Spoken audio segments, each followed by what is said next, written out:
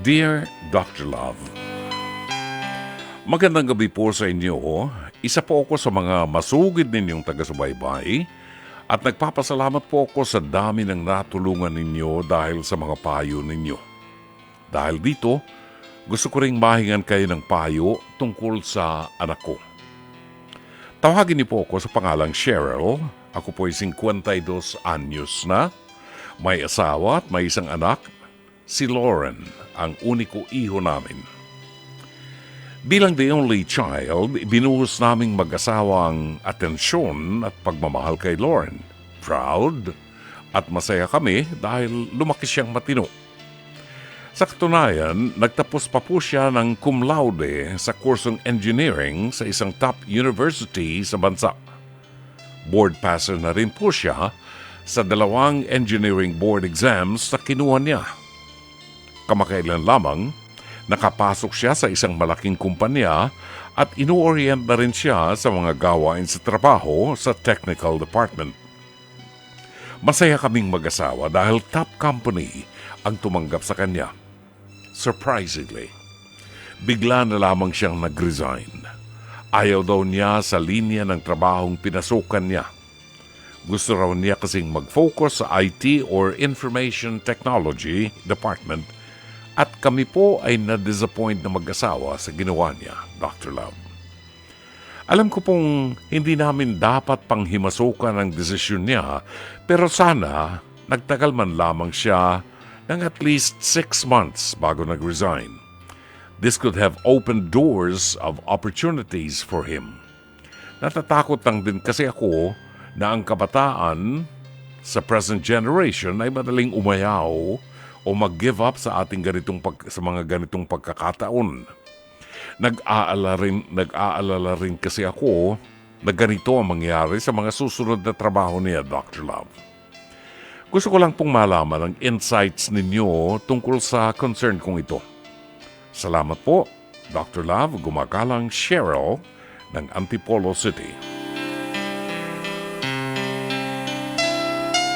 Maraming salamat sa iyo, Cheryl. Gusto ko lang ipaalaala sa iyo na tayong mga magulang, ang ating role ay palakihin ang ating mga anak ng may tamang values, maging responsableng mamamayan ng ating bansa, law-abiding person, may takot sa Diyos, at may pananampalataya at may tiwala sa kanyang sarili. Ang gusto kong ihatid sa iyo na mensahe, Cheryl, napakapalad mo sa pagkakaroon ng anak na katulad ng iyong anak na si Lauren. Gusto kong i-congratulate ka sapagkat nagawa mo ang tungkulin ng isang mabuting ina na ipagtagumpay mo at nabigyan mo ng magandang background, educational background ang iyong anak. Pero natatapos ang ating pakikialam sa buhay ng ating mga anak pag pumasok na sila doon sa age of reasoning, sabi nga ng mga nakatatanda. At kapag nasa hustong gulang na ang ating mga anak, ang nagiging role na lang natin ng mga magulang ay nagiging advisor sa kanila. Naghihintay tayo at hindi tayo nanghihimasok sa kanila. Kung nakikita natin na mali ang ginagawa at makasisira sa kanilang kinabukasan, dito papasok tayo. Whether they like it or not, manghihimasok tayo. Pero sa kaso ng iyong anak na si Lauren, gusto kong bigyan mo siya ng pagkakataon para una makilala niya ang kanyang sarili. Not because nagtapos siya ng engineering, kinakailangang mapako na siya sa engineering. No?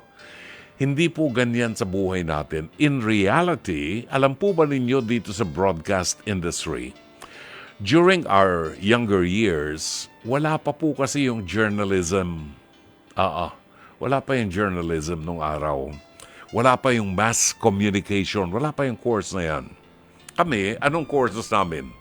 Ako, Bachelor of Arts, major in Theater Arts. Because gusto kong umarte nung araw. Gusto ko sa entablado. nakapagtapos ako ng pag-aaral, wala namang kumuha sa aking umarte sa entablado na hindi ako nakapag-perform sa CCP. Ano? Hanggang sa umabot na dun sa hirap na ako magkabisa ng dialogue ng mga linya ko. Well, ang fulfillment ko when I was younger, nakalabas ako sa ibang television series nung araw, kagaya ng Annalisa, popular na popular yung Annalisa, nakuha kong extra bilang isang pari, sa Annalisa. Naka-eksena ko si Gloria Romero. When I was with ABS-CBN, naka-eksena ko si Mang Dolphy sa kanyang Home Along the Riles dahil itinampok niya yung programang Dr. Love isa sa kanyang mga episode and all those stuff. So, what am I trying to say? Maaaring ang tinapos kagaya ng ibang mga nakasama ko, mayroong teacher, nagtapos ng education, may nagtapos ng accountancy, may nagtapos ng iba-ibang linya nung araw. Kasi nga wala pong mass communications noon. So iba-iba ang aming mga direksyon. Pero nauwi kami sa broadcast. At nag-excel kami. Gusto kong paniwalaan na nag-excel kami dahil yung mga nakasama ko talagang nakagawa ng mga malalaking pangalan sa industriya. Diba? So, maaaring maiba ang kanyang interest. Pero safe na tayo to think, Cheryl, na papagkakatiwalaan natin ang ating anak. After all, gumraduate yan with honors, cum laude. Diba?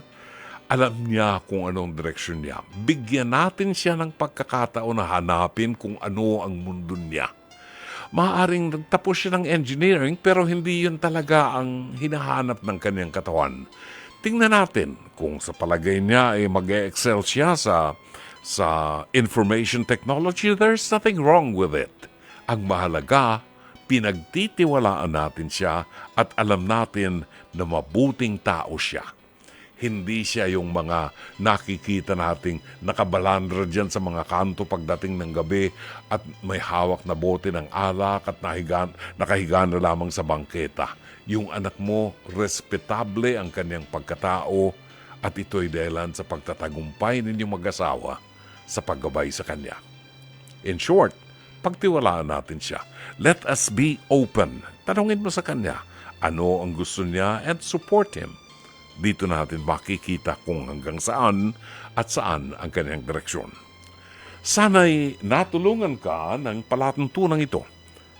As always, Dr. Love.